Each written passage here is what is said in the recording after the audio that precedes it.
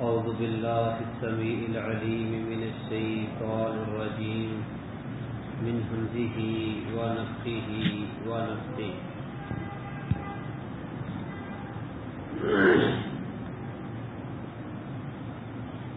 لا يغرنك تقلب الذين كفروا في البلاد متاع قليل ثم مأواهم جهنم وبئس المہاد۔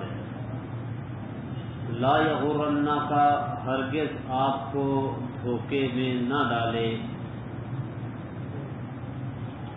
تقلب الذین کفروا، ان لوگوں کا چلنا پھرنا جنہوں نے کفر کیا، فی البلاد، شہروں میں، تجھے ان لوگوں کا شہروں میں چلنا پھرنا دھوکے میں نہ ڈالے جنہوں نے کفر کیا۔ متاع قلیل، یہ تھوڑا سا فائدہ ہے، ثم مأواہم جہنم، پھر ان کا ٹھکانہ جہنم ہے، وبئس المہاد، اور وہ برا بچھونا ہے۔ لیکن الذین اتقوا، لیکن وہ لوگ جنہوں نے اپنے رب سے تقوی اختیار کیا، جو اپنے رب سے ڈر گئے، لیکن الذین اتقوا ربہم، جو اپنے رب سے ڈر گئے، لہم، ان کے لیے جنات، باغات ہیں، تجری من تحتها الانہار، جس کے نیچے سے دریا بہتے ہیں، خالدین فیہا، وہ اس میں ہمیشہ رہنے والے ہیں، نزلا من عند اللہ، یہ اللہ کے پاس سے، اللہ کی طرف سے مہمانی کے طور پر ہے۔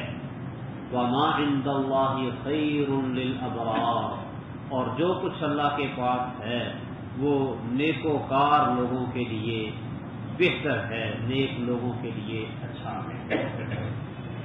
گزشتہ آیات میں اللہ سبحانہ و تعالی نے مومنوں کے گناہ بخشنے اور ثواب عظیم کا وعدہ فرمایا تھا، حالانکہ یہ مومن لوگ فقر و فاقے کی حالت میں زندگی گزارنے والے تھے، جبکہ ان کے مد مقابل جو کفار تھے وہ عیش و عشرت کی زندگی گزارنے والے اور ناز و نعم میں پلنے والے تھے۔ انہیں دیکھ کر بس اوقات مسلمان غلط فہمیوں کا شکار ہو جاتے کہ کافروں کو دنیا میں بڑا آرام اور سکھ مل رہا ہے اور مسلمانوں کے ساتھ صرف وعدے ہی وعدے ہیں۔ کافر کو ملے حور و قصور اور بیچارے مسلمان سے فقط وعدہ حور، مسلمان کو صرف وعدہ حور کیا ہوا ہے اور کافر دنیا میں حور و قصور کے مزے لے رہے ہیں، پریشان ہو جاتے ہیں۔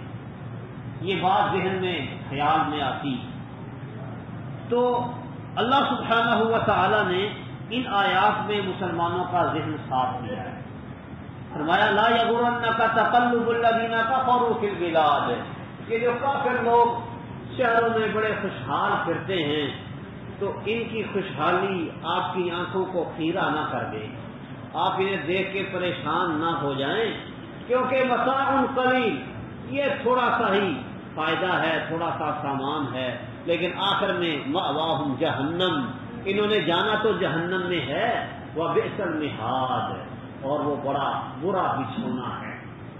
تو دنیا کے اندر اللہ سبحانہ و تعالیٰ ان کو ان کے اعمال کا بدلہ دے رہا ہے۔ اللہ سبحانہ و تعالیٰ کا اصول اور قانون ہے کہ اللہ بندوں پر ذرا برابر بھی ظلم نہیں کرتا۔ مومن کا بدلہ اس کے نیک اعمال کا وہ اس کو دنیا میں بھی ملتا ہے اور آخرت کے اندر بھی ملے گا۔ نیک اعمال کا کچھ نہ کچھ صلہ اس کو دنیا کے اندر بھی دے دیا جاتا ہے، لیکن ایک بہت بڑا حصہ اس کے بدلے اور اجر کا وہ اللہ نے آخرت میں ذخیرہ کیا ہوا ہے، اور کافروں کے جتنے نیک اعمال اور اچھے کام ہیں ان کا بدلہ سارے کا سارا پورا انہیں دنیا میں ہی مل جاتا ہے، اور قیامت کے دن کہا جائے گا اذھبتم طیباتکم فی حیاتکم الدنیا واستمتعتم بہا، کہ تم نے اپنے نیک اعمال کا صلہ دنیا میں پا لیا ہے اور اس سے فائدہ تم نے اٹھا لیا ہے، آخرت میں کچھ بھی نہیں ہے۔ اللہ تعالیٰ نے فرمایا ہے لوگوں میں سے کچھ ایسے ہیں جو کہتے ہیں ربنا آتینا، اے اللہ ہمیں دے دے، کہاں؟ فی دنیا، سارا کچھ ہی دنیا میں دے دے، فما لہ فی الآخرۃ من خلاق، آخرت میں ان کا کوئی حصہ نہیں۔ اور اہل ایمان کیا کہتے ہیں؟ ربنا آتنا فی الدنیا حسنہ وفی الآخرۃ حسنہ وقنا عذاب النار، اللہ دنیا میں بھی ہمیں اچھائی اور بھلائی عطا کر، آخرت میں بھی اچھائی اور بھلائی عطا کر، جہنم کے عذاب سے، آگ کے عذاب سے ہمیں بچا لے۔ تو کفار کا شہروں میں گھومنا پھرنا، تجارت اور کاروبار میں ان کا آگے بڑھ جانا، ان کی خوشحالی اور ان کی مال و دولت کی فراوانی کو دیکھ کر مسلمانوں کے دل و ملال نہیں آنا چاہیے، ان کو نا امیدی کا شکار نہیں ہونا چاہیے، نہ ہی منافقوں جیسا طرز عمل اختیار کر۔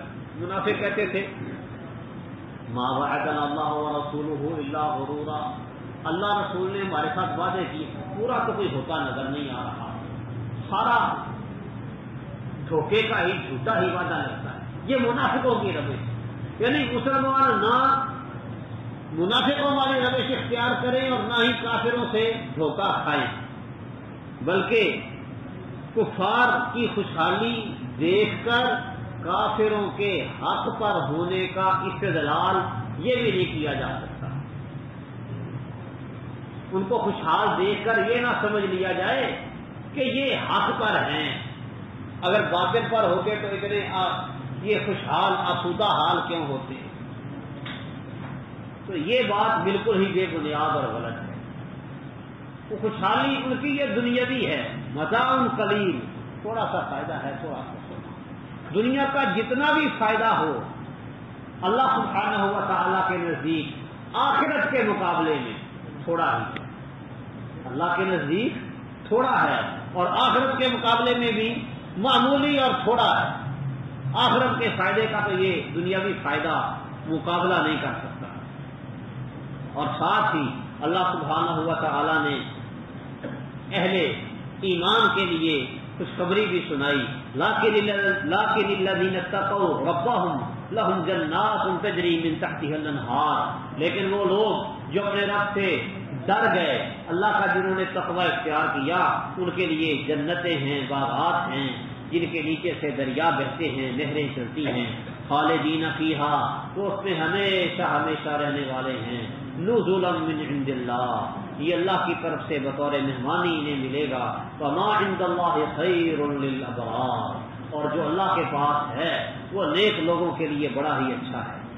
وَإِنَّ مِنْ أَهْلِ الْكِتَابِ، اور یقیناً اہل کتاب میں سے کچھ ایسے ہیں، لَمَن يُؤْمِنُ بِاللَّهِ، جو اللہ پر ایمان لاتے ہیں، وَمَا أُنزِلَ إِلَيْكُمْ، اور جو تمہاری طرف نازل کیا گیا، وَمَا أُنزِلَ إِلَيْهِمْ، اور جو ان کی طرف نازل کیا گیا، خاشعین للہ، وہ اللہ کے لیے عاجزی کرنے والے ہیں، لا یشترون بآیات اللہ ثمنا قلیلا، وہ اللہ کی آیتوں کے بدلے تھوڑا مول، تھوڑی قیمت نہیں خریدتے، اولئک لہم اجرہم عند ربہم، یہ وہ لوگ ہیں کہ ان کے لیے ان کے رب کے ہاں ان کا اجر ہے، ان اللہ سریع الحساب، یقیناً اللہ تعالیٰ بہت جلد حساب لینے والا ہے۔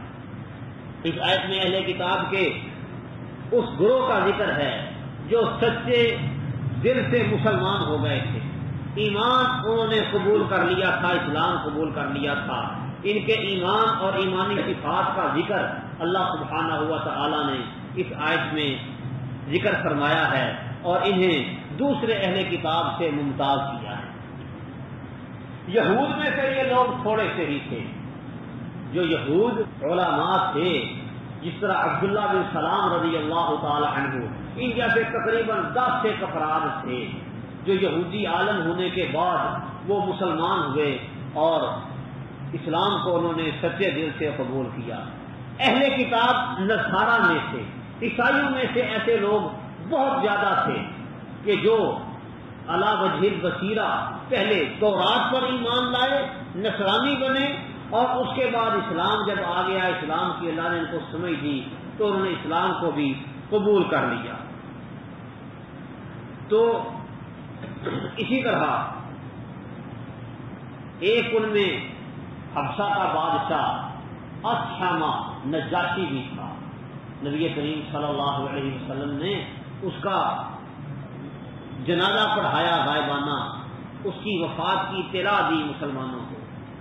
تو یہ اس طرح کے لوگ بہت تھوڑے تھے یہود میں سے، نصارہ میں سے ان کی تعداد کافی زیادہ تھی. تو اللہ سبحانہ و تعالیٰ فرماتے ہیں کہ اہل کتاب سارے ایک جیسے نہیں، ان میں سے کچھ ایسے ہیں جو اللہ پر بھی ایمان لاتے ہیں اور جو تم پر نازل کیا گیا یعنی قرآن مجید اس پر بھی وہ ایمان لاتے ہیں، جو ان پر نازل کیا گیا تورات و انجیل وہ اسے بھی مانتے ہیں. اللہ کے آگے عاجزی کرنے والے ہیں، خشوع کرنے والے، گر گرانے والے ہیں، اور اللہ کی آیتوں کو تھوڑی قیمت کے بدلے بیچتے نہیں، اللہ کی آیتوں کے بدلے تھوڑی قیمت نہیں خریدتے. یعنی اللہ سبحانہ و تعالیٰ کے احکامات میں تحریف، تغیر و تبدل سے بچتے ہیں. اولئک لہم اجرہم عند ربہم، یہ وہ لوگ ہیں کہ ان کے لیے ان کے رب کے ہاں اجر ہے. ان اللہ سریع الحساب، یقیناً اللہ تعالیٰ جلد حساب لینے والا ہے.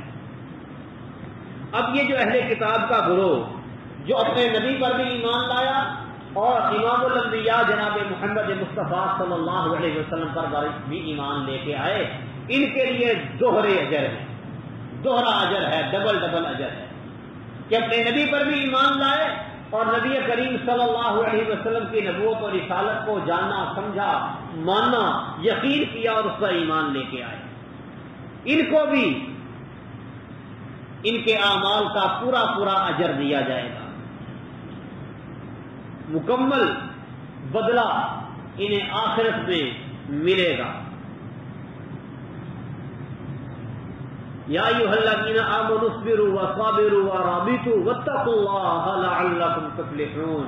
اے وہ لوگوں جو ایمان لائے ہو، صبر کرو، وصابروا اور پابندی ثابت قدمی کا مظاہرہ کرو، ورابطوا اور ڈٹے رہو مورچوں میں، واتقوا اللہ اللہ سے ڈر جاؤ، لعلکم تفلحون تاکہ تم فلاح پا جاؤ، کامیاب ہو جاؤ. اصبروا صبر کرو یعنی دین پر ثابت قدمی سے جمے رہو، اور صابروا کا مطلب ہے کافروں کے مقابلے میں ان سے بھاڑ کے ثابت قدمی دکھاؤ. کافر اپنے کفر کے باوجود، جھوٹے ہونے کے باوجود اپنے باطل عقیدے پر کس طرح جمے ہوئے ڈٹے ہوئے ہیں، تم اس سے بھڑ کے اس سے زیادہ استقامت اور زیادہ مضبوطی ثابت قدمی دکھاؤ. صابروا ورابطوا اور رباط کرو، رباط مورچوں میں ڈٹ جانا، سرحدوں کا پہرا دینا. نبی کریم صلی اللہ علیہ وسلم فرماتے ہیں کہ اللہ کے راستے میں ایک دن سرحدوں پر مسلمانوں کی سرحدوں کی حفاظت کے لیے پہرا دینا دنیا اور دنیا میں جو کچھ موجود ہے سب سے بہتر ہے. دنیا و ما فیہا سے بہتر ہے ایک رات مسلمانوں کے ملک کی دفاع کے لیے سرحدوں پر پہرا دینا. یہ جو ہمارے فوجی جوان رینجر سرحدوں کی حفاظتوں پہ لگے ہوئے ہیں، ان کا یہ سرحدوں کا پہرا دینا دنیا و ما فیہا سے بہتر ہے. یہ بہت بڑے اجر کا اور بڑی نیکی کا کام ہے. ہمارے ہاں کئی لوگ بیچارے مت کے مارے اور عقل کے ہارے وہ سمجھتے ہیں یہ جو فوجی لوگ بس کھڑ دماغ قسم کے ہیں، ان کو دین کے ساتھ کوئی غرض نہیں. ان کا ایک ایک عمل اللہ سبحانہ و تعالیٰ کے ہاں بڑا عظیم اور بڑی عظمت والا ہے. ہاں نیت ان کی ٹھیک ہو، اخلاص ہو ان کے اندر، اور ان کو تربیت کے دوران جہاد فی سبیل اللہ سکھایا جاتا ہے. ایمان، تقویٰ، جہاد فی سبیل اللہ، یہ ماٹو ہے ہماری فوج کا.